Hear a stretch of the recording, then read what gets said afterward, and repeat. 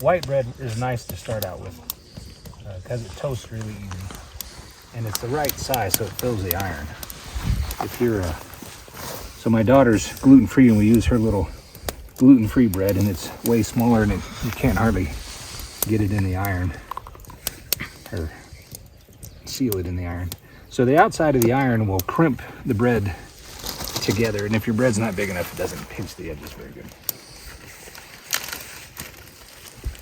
So it's more about size than type.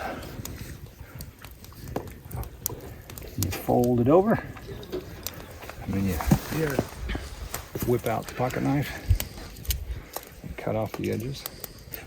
Now don't ever use your pocket knife on food you're going to eat because you never know where this has been.